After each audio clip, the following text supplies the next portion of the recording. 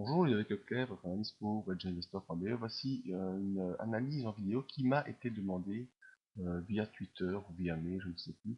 Enfin, vous pouvez me contacter facilement pour me demander vos analyses et je vous fais ça en vidéo gentiment. Alors, simplement, voilà, on me demande si l'euro NZD, donc une paire de devises Forex, euh, pourrait enfoncer son plancher historique et s'il faut acheter les plus bas.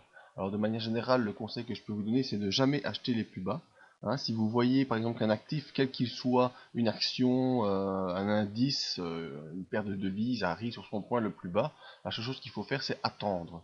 C'est-à-dire attendre, voir si cet actif ou cette action ou cet indice peut se retourner à la hausse et commencer à inverser ces indicateurs. Enfin, si et seulement si vous voyez un début de retournement à la hausse, là vous pouvez tenter de jouer le rebond. Mais acheter un actif ou quelque valeur que ce soit uniquement parce qu'elle atteint un point bas, eh bien c'est un peu le jackpot, enfin le jackpot non, c'est un peu la roulette russe quoi, c'est 50-50, est-ce que ça va rebondir, est-ce que ça va partir, on n'en sait rien. Donc il vaut mieux attendre, voir si cet actif enfonce ce support pour repartir à la baisse, ou bien si il simplement s'il continue à poursuivre sous son support. Et ici c'est malheureusement le cas concernant l'euro NZD, eh bien il a enfoncé ce support une première fois le 12 janvier 2015. Ici on est sur un graphique hebdomadaire qui reprend 5 années, donc on a vraiment une bonne vision de ce qui s'est passé. Mais ici je vous ai un peu plus rapproché le graphique pour voir qu'on est dans un range horizontal entre 1,63, 75 et c'était 1,50 approximativement, et on enfonce ce support, on l'a enfoncé une première fois comme je vous le disais au mois de janvier, et ici la fin février on l'enfonce encore une nouvelle fois de manière plus importante. Alors en journalier, ce que ça nous donne, en prendre le dernier graphique des 3 mois, on voit qu'on est venu ici début de mois de janvier enfoncer le support, et qu'on a ici avec une étoile du matin recréé un nouveau support sur la zone des 1,4834, et malheureusement, eh bien, ce vendredi, on l'a enfoncé. On est revenu sous la M7, qui est toujours une bonne chose quand vous voulez travailler la volatilité. C'est la M7. En général, elle fait bien office de barrière. Donc, c'est M7 qui a retenu le cours baissier, baissier, baissier. On est passé sous le super trend. On est bien sûr sous le nuage Ishikomu.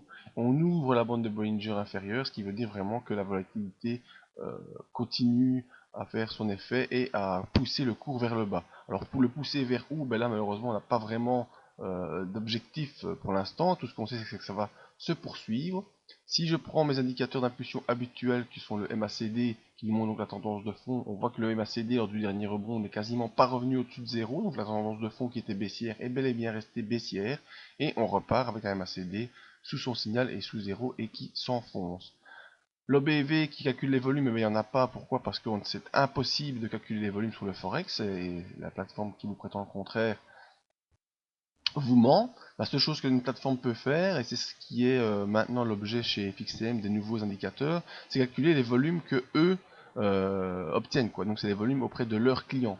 Maintenant, FXTM étant un des plus gros brokers au niveau mondial, eh bien, on pourrait il pourrait dire que leur indicateur est pertinent. Mais ça ne représente que leurs clients. Maintenant, si leurs clients sont tous haussiers et que le reste du monde est baissier, bon ben voilà ce que ça peut donner comme mauvais signaux. Mais enfin bon, en général, les clients FXM suivent la tendance générale des autres clients.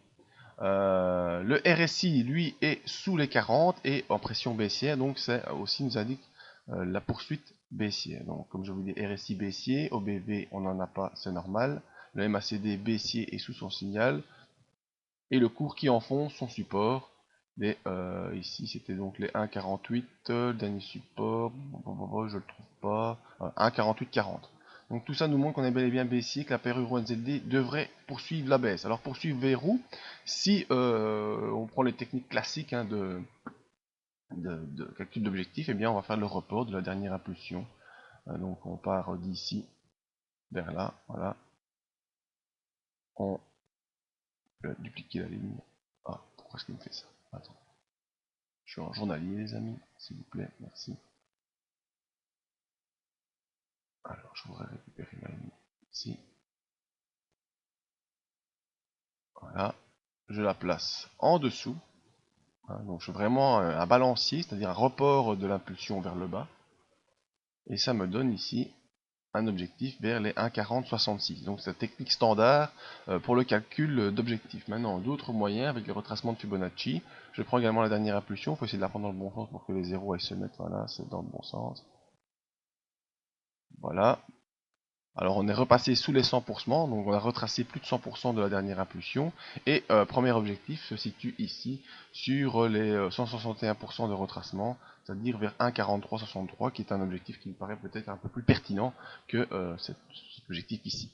Donc voilà, pour la personne qui m'avait demandé mon avis sur l'euro NZD, eh bien je pense qu'il ne faut pas acheter un support, faut jamais acheter un support si on veut vraiment jouer de l'intraday, des trucs très très courts.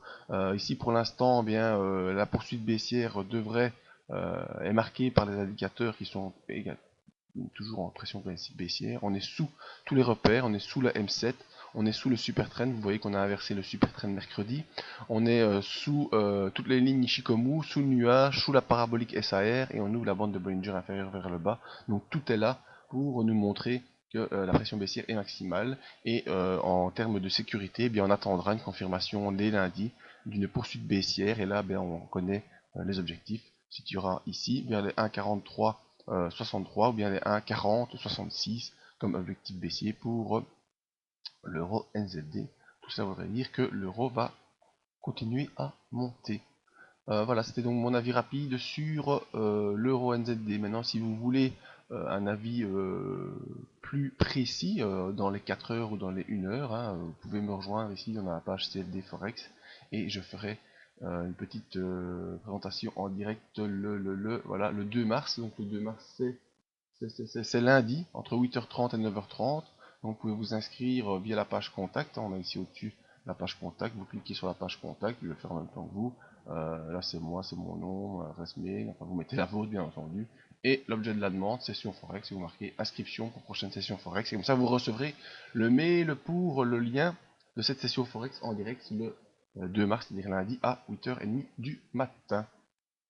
Voilà, j'espère que cette vidéo aura pu vous aider. Vous pouvez m'envoyer donc, comme je vous disais, des mails ou des petits messages ici pour faire vos demandes sur de vidéos sur un actif, une action, un indice, matière première, tout ce que vous voulez du moment qu'il y a un graphique. Merci à tous, à très bientôt.